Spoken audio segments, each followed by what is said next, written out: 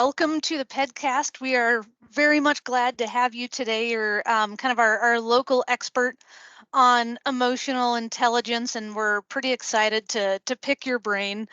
So I'll just kind of kick it off. Can you give us a little bit of background just on, what is emotional intelligence and how did this get on your radar? Okay. Well, thanks for having me. It started probably about 6, 7 years ago. I was doing a talk in Sydney, Nebraska. And the other presenter there, the guy's name was Aaron Hurd. He's the state soil health specialist for Nebraska. And then over lunch, I sat down with him. We started chatting, and he brought up emotional intelligence. And I didn't have a clue what the heck he was talking about at first. But then he turned me on to this book about emotional intelligence. As I started reading it, I became more enthralled in what it was all about. A lot of people have heard the old term, everybody knows what IQ is, your intellectual quotient. That is something that's kind of your cognitive learning ability, and usually that is set by the time you're 17. But then on the flip side is the emotional quotient or emotional intelligence, and that can be a learned behavior. But in a nutshell, I can read you some textbook definitions. It's the personal and social competence, awareness of your own emotions and how you manage them, how you need, read, and respond to other people and what you do with that. And it's the ability to identify, assess, and control one's own emotions and the emotions of others and of that group. And I think the most important part of that is being able to control and recognize your own emotions. And the four emotions we have, you're either happy, sad, fear, or anger. And the biggest thing I've learned with emotional intelligence is recognizing my own emotions and how people perceive me. And a lot of that comes too is being able to read other people's body language and how does that relate to our job. If you have a producer in the office and sitting down chatting with them and to see how they react to certain questions we ask. I always give an example. We had a young planner in the office a few years back, and I was watching him interact with one of our producers, and he started asking certain questions that were kind of uncomfortable. And the first thing the producer did was crossed his arms and leaned way back, and he had no clue of how he was being perceived by that producer. And what that does is tends to block off whoever you're trying to get across to, and they won't open up to you as much. But after reading this book, the first example they gave about emotional intelligence, what I thought was kind of interesting, was about an airplane flight that had been canceled. And the guy that wrote the book was sitting back watching one person that lost his flight go up to the ticket lady and just rip her up and down. And, I'm important, blah, blah, blah. You need to find me a flight. And there was nothing she could do. So he sat back, kind of soaked it in, then went up to her later and said, hey, he approached it from, how is she perceiving this? And really appealed to her empathy and said, hey, I'm really trying to get home. Is there any way you could possibly work something out? And he said immediately, she was receptive and found him another flight.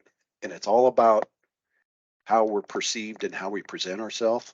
And on the flip side is knowing how people communicate to us and trying to understand, okay, maybe they didn't mean this.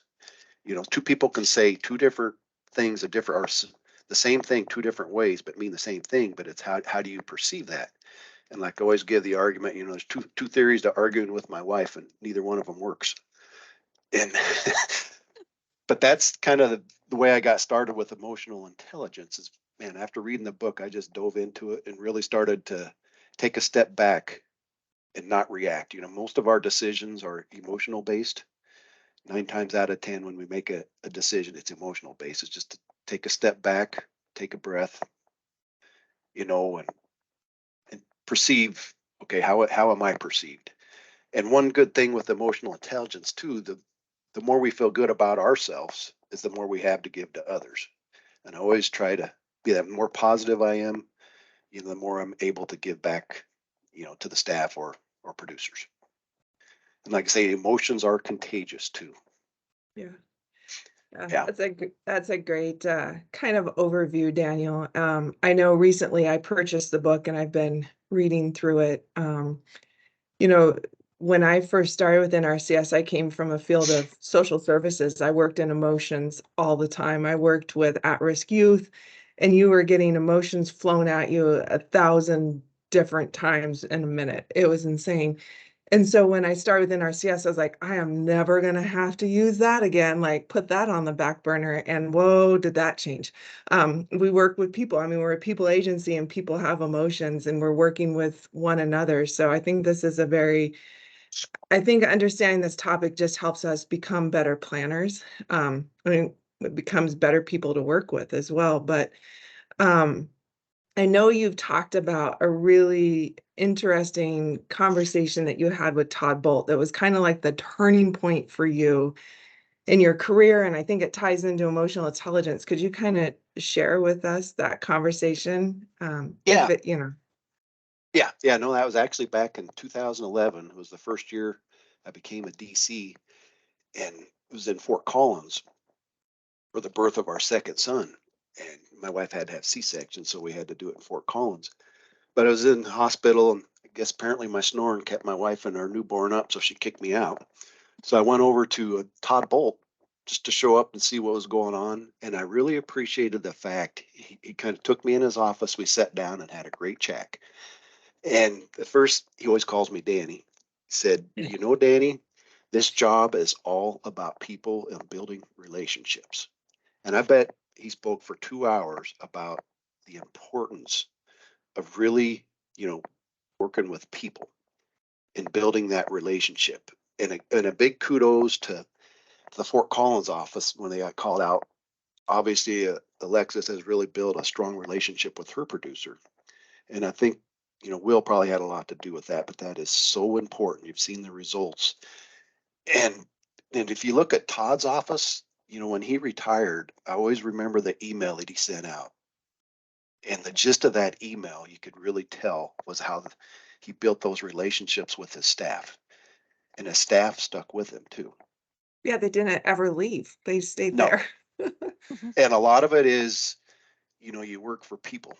I mean, yeah, we work for Mhm. the agency, but it's the people that make you enjoy the job. And I really took that to heart.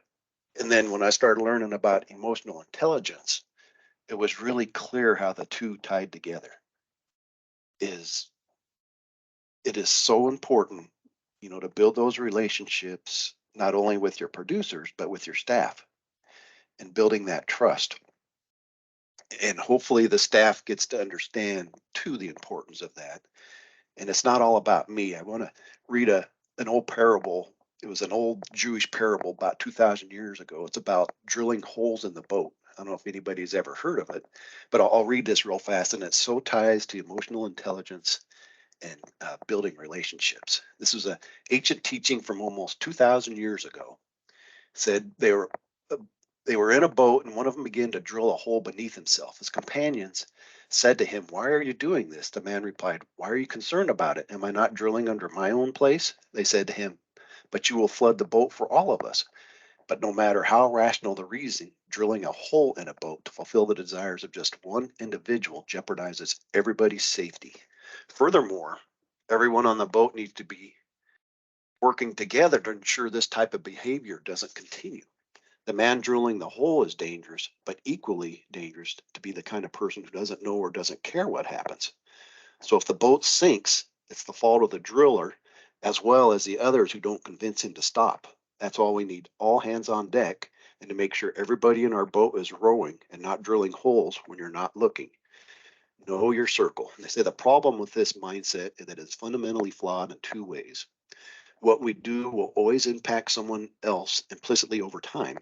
And two, how we relate to each other is predicated on our obligation to each other. And that's a very powerful sentence right there. Instead of causing chaos and rocking someone else's boat, we need to be rowing our own boat too. And as a RTL, I've talked to Bailey a lot about this. If anybody's ever heard it, it takes a village, to raise a family, as they say. And the RTLs aren't always in every office all the time. So to me, it's so important to have other staff members realize if somebody's drilling a hole in your boat to step up. I mean, you don't want to get a bunch of snitches, as they say, or as my wife tells me, if you want to be a turd, go lay in the yard. Mhm. Yeah, she tells me that all the time. But I think as far as building the relationships, the person that's drilling that hole can be a cancer to your office. And we've all been there. We've seen offices where you got somebody drilling that hole, but what do you do? And that's where the part of building that relationship and the emotional intelligence play hand in hand. And I've always tried to say, stay away from negative people. They have a problem for every solution. And that is being aware enough to try to turn. So how do you deal with that? I mean, that's the toughest part. Some days you want to just go up and poke them in the eyes. We don't, but we But we want to, don't. yes. Yes. And so that's So go ahead. I was just gonna ask, I'm kind of going off script. Sorry, no, don't fire me. You're good. Okay, I was just, you bring up a really good point. And oftentimes we are around people who are, drilling that, and we're scared to say, hey, you're drilling a hole in our boat, and we stay quiet, but yet we'll talk to other people about how that person is drilling the hole in the boat. And what happens is they never know that maybe drilling that hole in the boat is causing such turmoil. And how do we come up to somebody and really help, I guess, kind of bring that up and really use that emotional intelligence in that particular situation? It's tough. And a lot of it, they say misery loves company. And is for me, a lot of times I'd try to be a positive person so they don't even like being around me if they're negative all the time. And it's tough. But on the flip side, it really does take the team to step up. You look at the functioning teams, and I think everybody was stepping up, to plug those holes, to take away the drill. Yeah, that's a And great that's a point. lot of times where you redirect, the conversation or the reason, or a lot of time maybe just listening. Maybe that person just needs somebody to vent and listen to. Yeah. A lot of times. And Yeah, that's but one of the key things of emotional intelligence, is being able to actually truly listen. So that's a great point you bring up. yeah, there's an old saying too is, be interested. When I'm Hmm. not interesting, you know, a lot of times we're listening with the intent to respond. You can always tell when somebody's kind of on their edge waiting to respond as soon as you stop. And to me, they're not actively listening. And pause. If somebody's talking to you, take a second and pause and to listen to what they just told you. But I love that, always be interested, not interesting. They don't, like, Bruce don't want to hear about my life. I want to hear about them. Nice. So we talked a little bit, kind of about emotional intelligence in terms of in the office. How can we use this concept with our producers, as we're dealing with people everywhere all the Right. time? But they're our main customer every day. Right, right. And 9 times out of 10, I hate to say you got a producer. Hey, I hear you guys are giving out money for pivots, or I want to put in an application, and then that's where the emotional intelligence side of our job. Okay, so what do we do? We basically we sell conservation, so it's always tough to redirect the producers back to what the conversation you need to have about conservation. So when a guy comes in, we sit down, say, okay, so what are your concerns here? Have you thought about this? It's not always just specifically what they come in for. They sometimes may not know what they need until you can actually try to bring it out of them. Yeah, one thing that I try to do with those producers too is ask a lot of questions. Like if they come in asking for that application or asking for, how much are you Hmm. going to pay me for that pivot, kind of redirect to, yeah, we can Hmm. definitely help you with that. Tell me a little bit about your operation, what's working well, what are your Hmm. concerns, and try to broaden the scope of the bigger conversation, and Hmm. definitely try to bring out with them. I always ask producers, hey, if money was never an object, what would your operation look like? And try to figure out to them, what does perfect look like? Where do they want to go? Because it's probably different than in my head what I might think their operation could look like, or, where they would want to go. So just have them describe to me their their best case scenario, and then hmm once there's an understanding, kind of builds a little bit of relationship and communication to talk about maybe that pivot, but also the pollinator plots in the corners, and whatever else might be on their radar they would have interest in that they didn't know about. And one of my favorite slides is it has two guys standing on the opposite side of a number nine. One sees a six and one sees a nine, and they're both right. So it's having that emotional intelligence to be able to step back and see things from the producer's point of view. Hmm. Like, for example, landowners, when we have an operator come in, getting to know understand what their landowners are doing, so you can kind of figure out what kind of conservation you can do. For example, a lot of the land is being owned by investment groups who, I hate to say, it's about investing that in that land and getting the money return, as opposed to somebody who owns their land, who has a vested interest in improving that land. So we're able to do a lot more usually on somebody that has a vested interest in that land. And it's really tough sometimes when we have absentee landowners and having an operator really wanting to do some nice things and improve his conservation, but the landowner is not willing. So that's a problem sometimes. Yeah. For sure. I always have heard that, it's so important. And I mean, we think about kids as they're developing and they're trying to get a sense and understanding of the world. Their favorite question is why. And as a parent, it drives you crazy. But a lot of times when people walk through our door and they've got a reason that they've come through the door, and we kind of ask them why, we might get to that surface level, but asking them further why questions. I heard it takes 5 why questions to get to the root reason of why somebody's intending to do whatever it is they're intending. And I mean, of course, we don't want to sit there and just ask our producers why, but a lot of times it does kind of help us understand that emotional thought process that hmm got them through that door, their decision making. But I think Right. it's super helpful, and it helps us uncover a little bit more. So Mhm. Yeah. And we Yeah, need to have a I've little, go ahead, humility too. I know when yeah, talking to producers, one of the things about opening the mind, the greatest obstacle to discovery is not our ignorance, it is the illusion of knowledge. So thinking we know more than we do can mhm, actually really turn off some producers.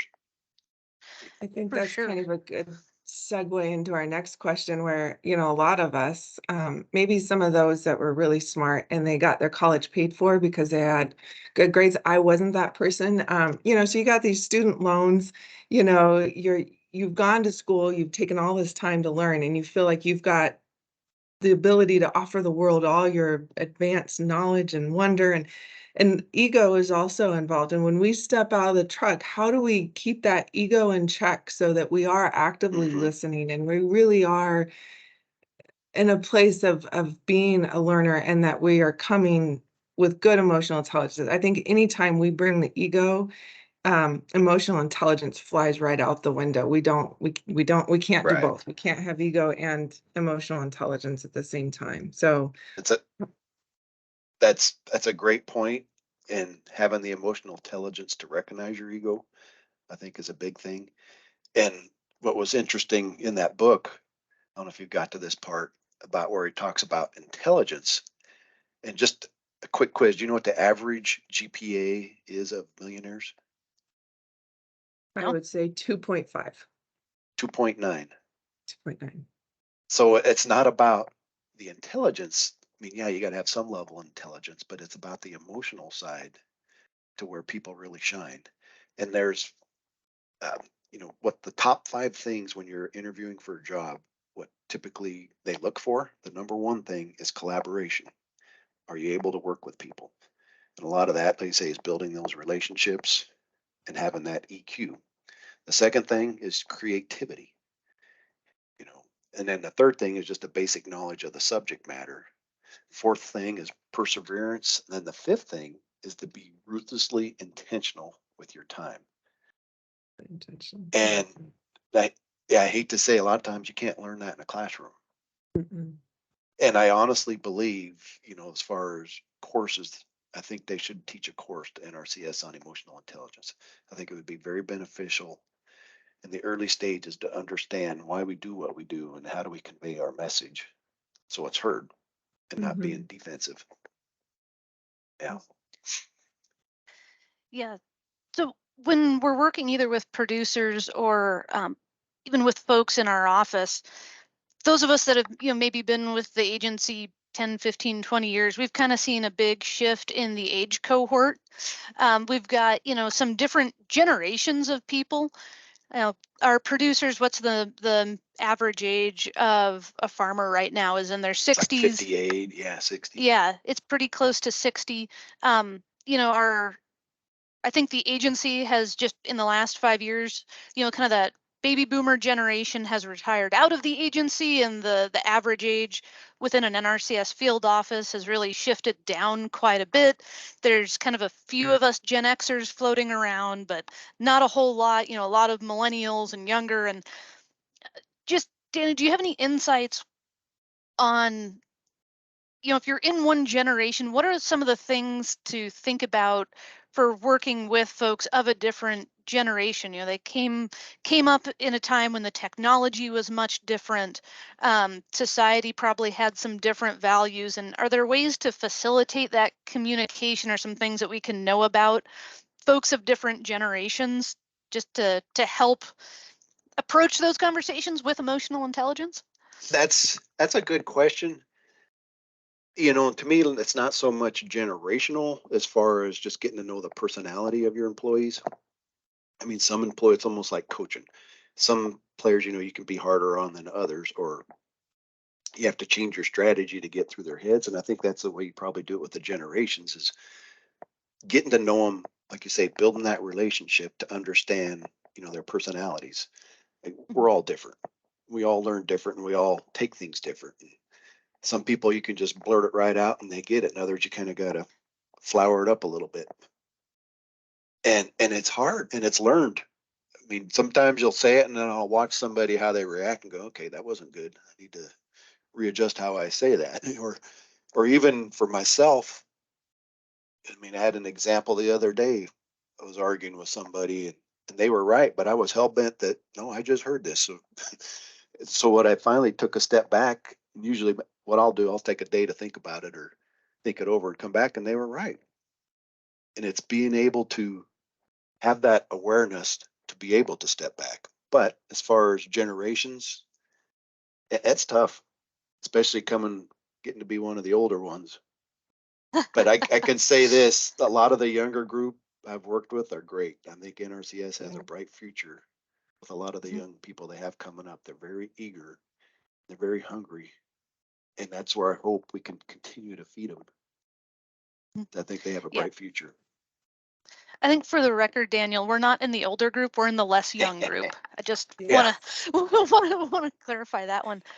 When Yeah. I like your example of you were talking, with someone, whether it was in your office and after a day you kind of figured out that they were right. I know it's hard to admit that we're wrong. At least it is for me. I don't like doing it. It makes me feel a little uncomfortable. But, if you follow up to those sorts of conversations and can admit that, hey, maybe I was incorrect, or I didn't handle it right, or I misunderstood, do you find that kind of helps build a relationship and trust, or does that erode on a relationship and trust? No, What's your take there? I think, by you showing a little humility, it allows people hopefully to open up to you more. If you can not put them down, kind of soak in, okay, really try to listen what they're trying to tell me, was what I wasn't doing. And I didn't realize that till later. And I was like, okay, I need to check this out. And like say they were 100% right. Mhm. But I think hopefully, and the staff's always very good about pointing out my mistakes. So Sherry doesn't let me work on too many things because she says she's tired of fixing my crap. It's not that bad, uh, but being able to recognize, like you say, that's where your ego to park it at the door. I mean, ego doesn't get you anywhere. It's, look at what's our end goal. Is getting conservation on the ground. Is the way I look at it. But yeah, building those relationships with those different age groups, it's tough. But I think I a big majority of it so is getting to know the personality differences. We've all taken the personality tests. And I'd say I used to be very introverted, but through this job, it actually has made me more extroverted. You almost have to be. Mhm. Like give the soil scientists grief. They're the introverts.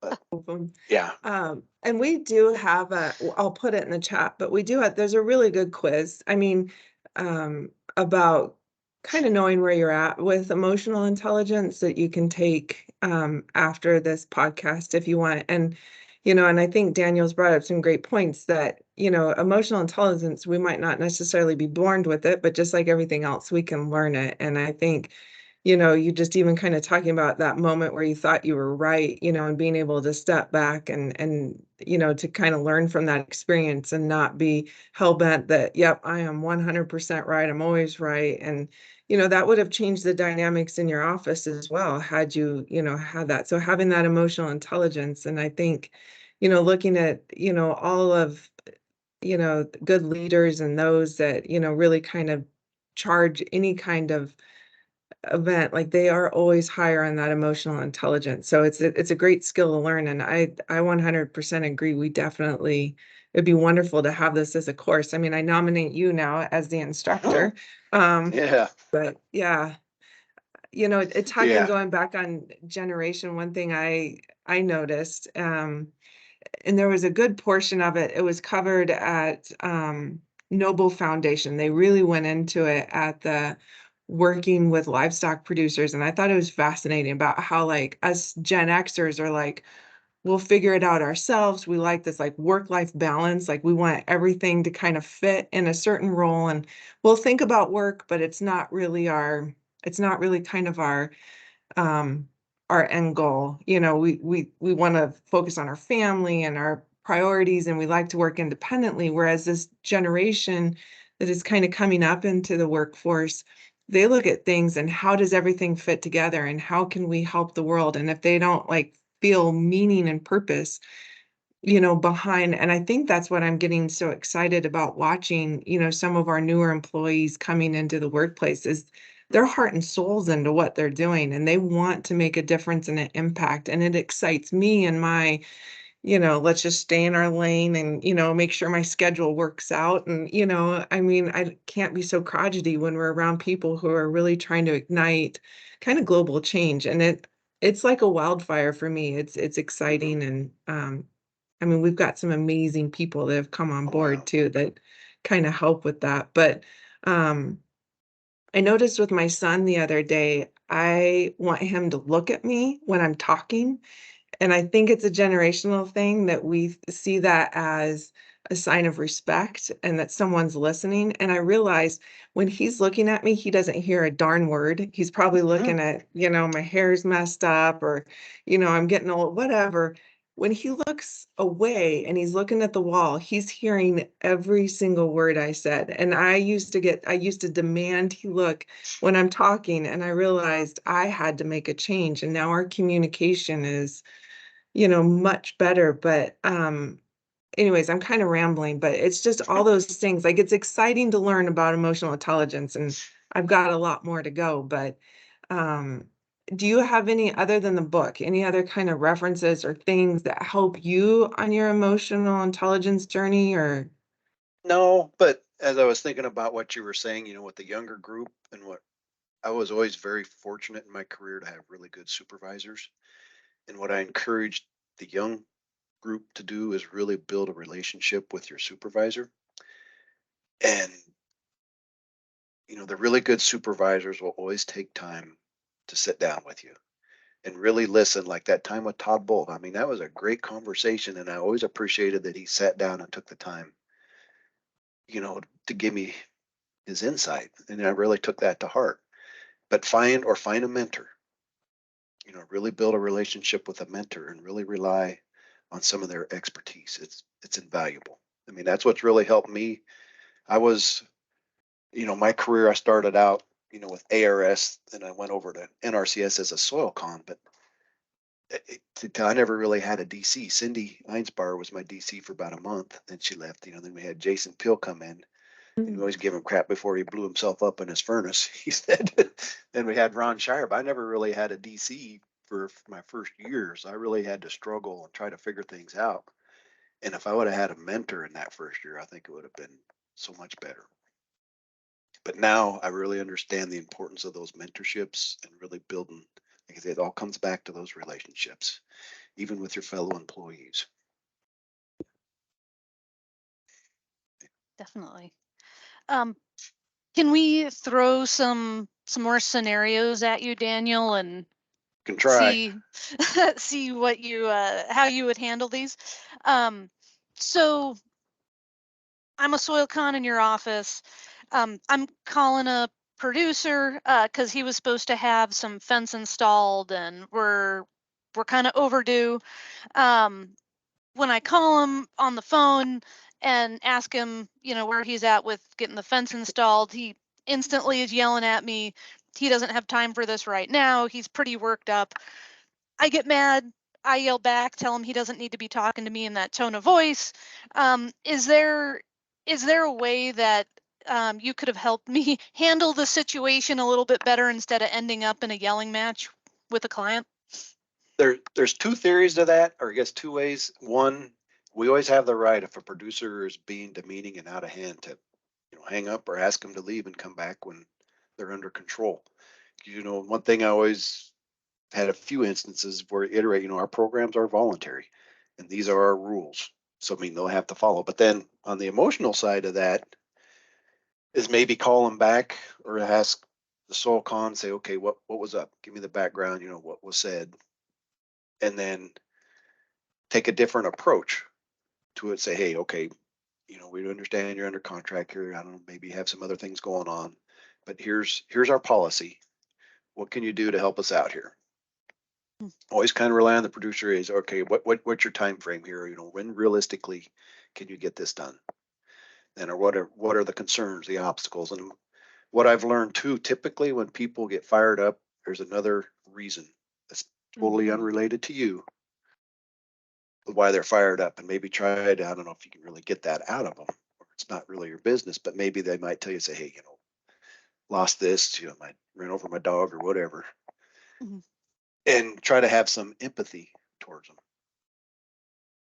And it's hard though. Every situation is different, but in reality too, if you have somebody who's being unruly and nasty, we don't have to deal with them. We've always told, what, let's take a step back, come back when you're ready to talk. That's great advice, Daniel.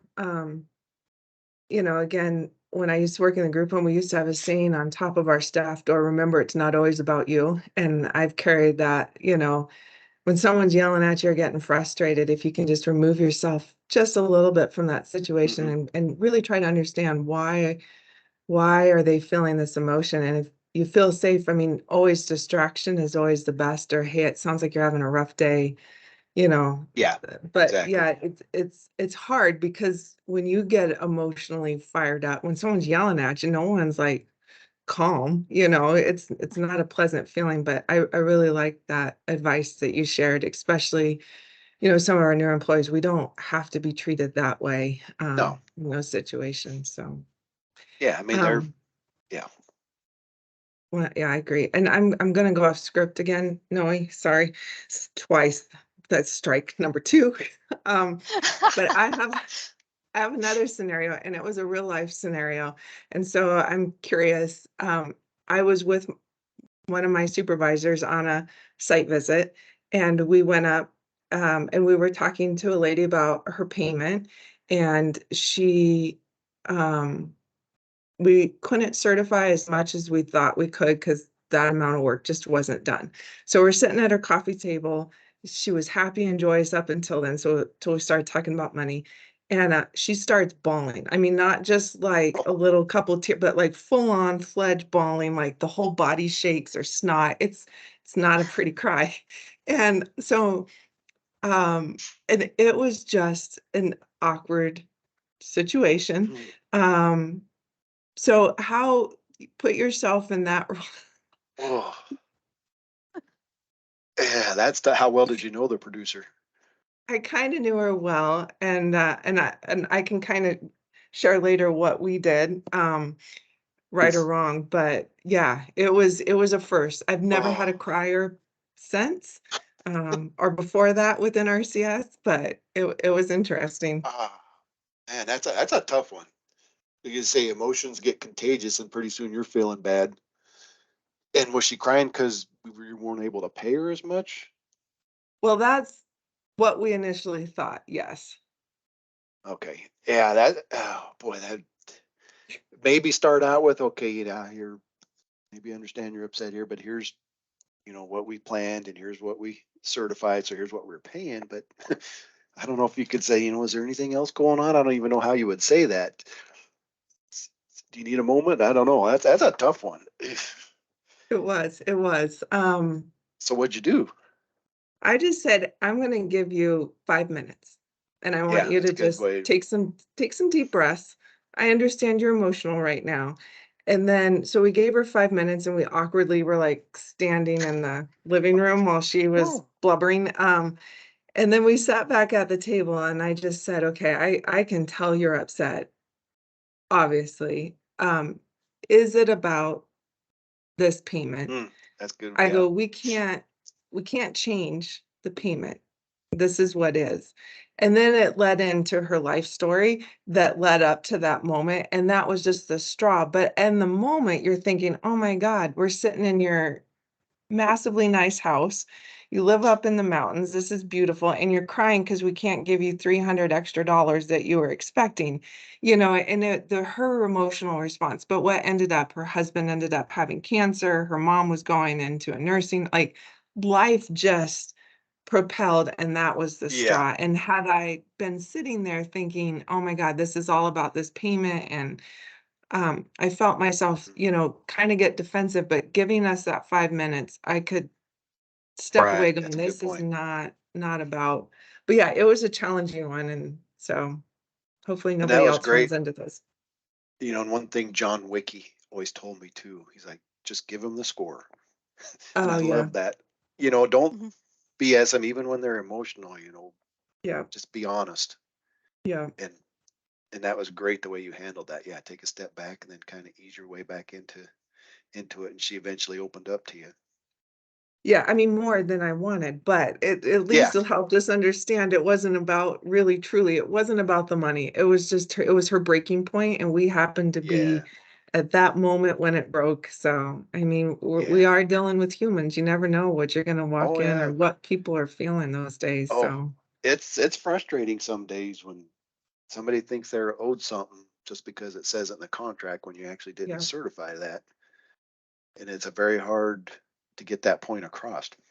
And yeah, some days you want to back up and punt, so to speak, but you yeah, can't. I mean, you I yeah, got to stay remember, in, stay in it.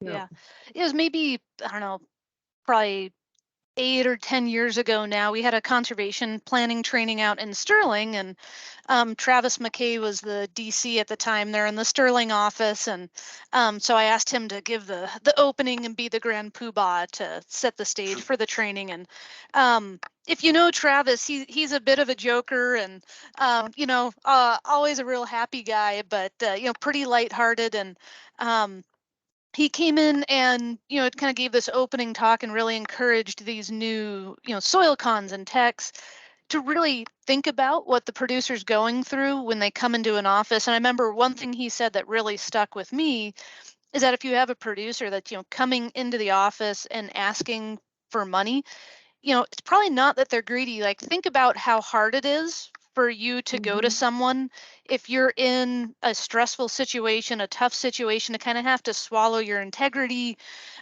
or you're asking for help, and for some people that's very, very difficult to do. And so that just always stuck with me, that Travis brought that up and just said, again, think about where this Mhm. producer might be coming from, because they might be about to lose the farm, and they think this NRCS payment or that CRP payment is going to be what saves them. And so there is a lot more emotion potentially behind these contracts and these projects with landowners that we may or may not ever see, but just it's Mhm. don't assume that it's just, what I see on the 1155, that's all I need to know about this project or all I ever need to think Yeah. about, because there might be something bigger going on there. And if you ever get a glimpse into that, again, it just helps facilitate that relationship with the landowner and help them feel comfortable so that they want to work with you. Yeah. hmm Great point. Good advice. hmm Good advice. So Daniel, we had one other scenario, and this one Oh, I think boy. is really well suited to you specifically. So in this scenario, you and your wife had been talking. This time she didn't tell you to quit being a turd and go lay in the yard, and she decided that since a lot of times you do the things that she wants to do, that she wants to go sit in the deer stand with you and be with you doing something that you really love to do. You're excited, your wife wants to go hunting with you. So you get in the truck, it's early morning, you're in your camo head to toe, you got the face mask on, you're ready to do this. She shows up in her blaze pink tracksuit, she's got her tennis shoes on, she's got her purse full of snacks, she's ready to go. You both climb up into the deer stand, and it's first light. Turkeys are gobbling down the river, the squirrels are rustling, and it's just that pink light's coming up, it's almost shooting light, and you just hear, Daniel, Yeah. I've got to pee. And I right guess. as Oh, she's climbing out of the tree, she busts that giant white-tail buck that you just knew was coming in. You saw a flash of his antlers and he was gone. How do you handle that situation, Daniel? say now you're talking about my ex-wife if that happened. No, no, actually, that's a funny story. I'll tell you a real life story with that. The first year I was married, my wife loves the outdoors, so I took her in the deer stand with me, thinking, "Oh, this is great." And ended up shooting a really nice deer. And she was quiet. And when the deer dropped, I turned around and she just bawling. Oh. I was like, "Oh boy, here we go." You Then, killed Bambi. yeah. And the worst part is, I had to help her, or she had to help me drag it out. And the whole time she would not look at me dragging it. It was funny. We get in the car and she calls her dad. And she's like, "I have good news and bad news." She said, "The good news is Daniel got his deer. Bad news is I'm getting a divorce." She told him. Oh wow. She was too kind-hearted. But yeah, that's oh yeah, that not that that hasn't happened. It's been close because yeah, that's why I won't take her anymore because she'll be that person yelling, "Hey, run, deer!" So my Sometimes solution, it's yeah, better to have some oh, boundaries. it was a funny story hearing her tell that too. But yeah, she wouldn't talk to me for I don't know how long. It was Oh, funny, funny. but she loves the outdoors. I mean, And you're that still was the part. married Yeah, after all go these figure that one. years. There's that skit from, if you ever get a chance, from Bill Engvall, where he talks about taking his Mhm. That's wife hunting. exactly what I was. Yeah, Yep. that's what I was But thinking of when you said that. his outcome was a little bit different. So, Yeah, good job not yeah. having that answer, Daniel. Oh, That showed your emotional intelligence. Bill Engvall oh, probably needs to work on that. yeah. It was. Oh, I still that was funny. But yeah, just when I turned around, I mean, just full tears. I Oh, was that's like, funny. oh boy. hmm Yeah. So, I mean, Yeah. just even at work, personal life, all of that, we always have our opportunities to grow our emotional intelligence on a daily basis. So maybe Yeah. taking people hunting is a good way to learn Oh that yeah, it too. is. Yeah. Yeah, that was funny. You learn a lot. So Daniel, the original emotional intelligence book that you read, is the title Emotional Intelligence, and do you remember the author? I'll have to look it up. I think it was called the EQ Edge, and I Okay. have it somewhere. I'll have to look that up. But it was a great book, and there's a ton of books out there. Mm. hmm But yeah, I think it's called the EQ Edge, and I Okay. could send Yeah. you a Yeah, we can great look up book. the author and we'll send out the author so that if folks Yeah, want to pick that up and read it, if you think it's a good one, then they would have the resource yeah. to go find it. hmm And like I said earlier, if we're not learning something every day, I don't think we're paying attention in our jobs. And I was always taught by a previous supervisor too, find something you're passionate about in your job and study it. Yeah. For me, I really went after the EQ, but everybody knows mine's soil health. But yeah, find something in your job you're passionate about and really study it. There's a ton of YouTube videos, read, Mhm. and try to make an improvement every day. Because yeah, the more I learn, I don't know. And that's Yeah. where the humility comes in, especially when we're talking to producers. And that's where having that EQ comes in is, yeah, we don't know everything. I like say, I forget what the thing there used to be is, you're not a rocket scientist. Now it's like, well, you're not a soil scientist. The more we learn about soils, Yeah. and, Mhm. but study, and I highly encourage the young staff to find a mentor, find somebody you can lean on and really learn from them. I mean, that really helped me. Like I say, I was so appreciative of that talk with Todd. I mean, it made a lot of sense. And I've been very, like I say, very fortunate with the supervisors I've had that have really kept me on the straight and narrow. And one thing I always appreciated, they always took the time to sit down with me when I had a realizer. I wasn't being whiny, but they always took the time and find that person. And as a supervisor, really realize that, yeah, these guys are relying on your guidance. So you need to take the time to really give them justice because they got a bright future. Mhm. There's some great staff coming up. Yeah. And Yeah, I well, you want to must be put a, doing something right. yeah, Yeah. I just Mhm. would like to also put a plug too, like for the mentorship program. I know that we're working on getting a formal process through Colorado, but just never be afraid to ask somebody Hmm. for help. Never be afraid to just say, I really would like maybe to spend a day with you in the field. I know, Hmm. I don't know if she's on the call, but Carolyn Rogers, when I first started in the Brighton office, our district conservationist left. It was just her and I. And I mean, she taught me so much, and it just spent taking time to go out in the field. And I'm sure I was a pain in her rear, this new person out of college that didn't know crap, saying I want to tag along. But, everything she could show me, I was in awe. And I remember, at one time I was almost to the point of tears because I'm like, there's so much to learn. I'm never going to get it. I was a Hmm. solid C student, not an A, so I'm slow learning at all of this. And she just said, give yourself time. She goes, I've been doing this for 20 years and I'm still learning. And, but definitely spend time with people that have, and that you admire their work ethics, you admire how they interact. Hmm. Um, it never be afraid to ask somebody to just mentor you, to work with you. More than likely they're going to say yes. So And you bring up a good point, Sylvia. And one thing too is don't be afraid to fail.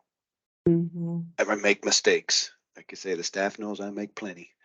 And learn from them though. I learn way Yeah, more when I make a mistake than when I do something right. I'll remember and yeah. and have the humility to learn from that. I had an old supervisor with ARS, and what he told me, he's like, if you ain't making mistakes, you're not working hard enough. I was like, Mhm. dang, I worked pretty hard then. Huh? Is what I told him. But yeah, but don't be afraid to fail or make mistakes. Yeah, You know, nobody's going to die, as they say. And just Yeah. learn from them and move on, and don't dwell on them either. I see a lot of people just yeah, dwell. It's like, don't. It's just get over it. We'll fix it. Move on. Just learn from yeah, it Yep. and keep positive and keep that positive attitude of, yeah, it was a mistake. I learned. Let's go forward. Keep moving forward. I try not to be a backwards thinker. It's just keep moving forward. Don't get stuck. And John Wiki was always great about that. Keep things moving. Just keep moving forward. Yeah. Fantastic.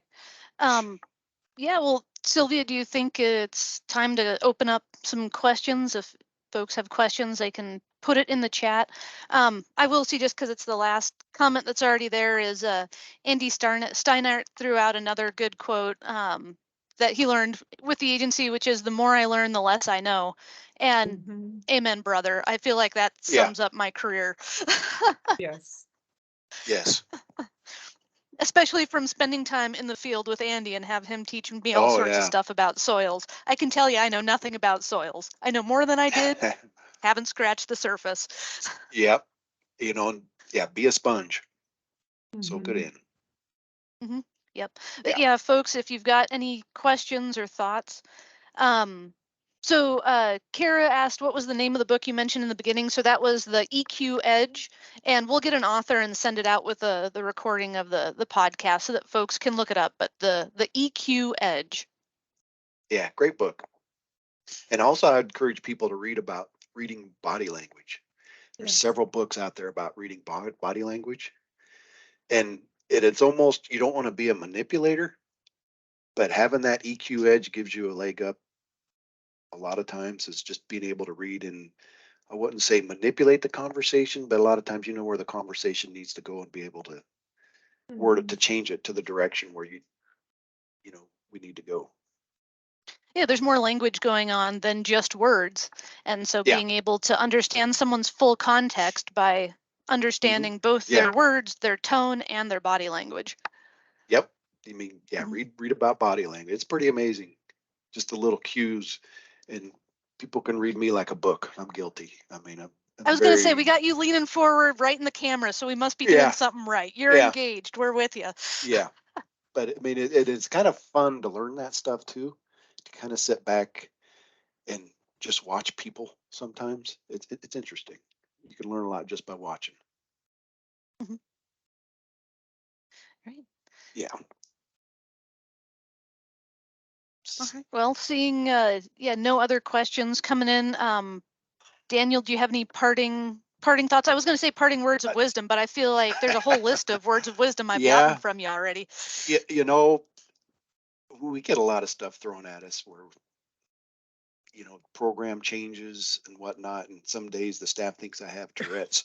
I'll burst go, you know, coming out of the office, but really take the time just to sit back, and does it matter? Does wasting that energy getting mad going to accomplish anything? You know, keep that positive attitude and take a step back. Okay, yeah, I know this is nothing I can change. You know, try not to get upset on the things we cannot change. Although it's frustrating, it's hard. Don't get me wrong. It's very hard and frustrating, especially when you got staff looking at you to do something where I can't. I mean, I get, much as I wish I could, I can't change it. But just keep that positive attitude. Avoid the negativity. Don't drill holes in the boat. I just love that little analogy, and it is so true. How you talk to anybody in NRCS, and they've been in offices where they have that one cancer of drilling holes in your boat, and it affects your whole office. You know, be the positive influence. Attitudes are contagious, both positive and negative.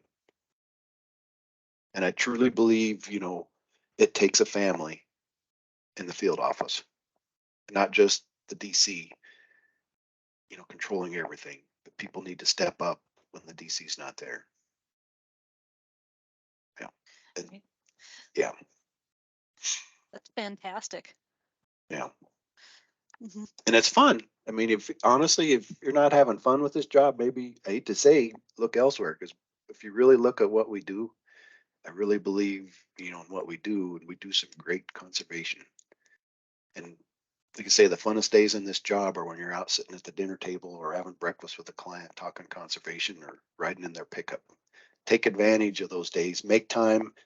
And I would highly encourage the younger groups too.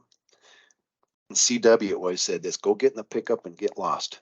You know, tell Mark, go out after a rainstorm, look for conservation, you know, look for runoff, find photos, just look for things that are going on. And that may be a lot of times, you know, if somebody sees you parked on the road, they're always curious and stop and see what you're doing too. But it's a good way to start conversations.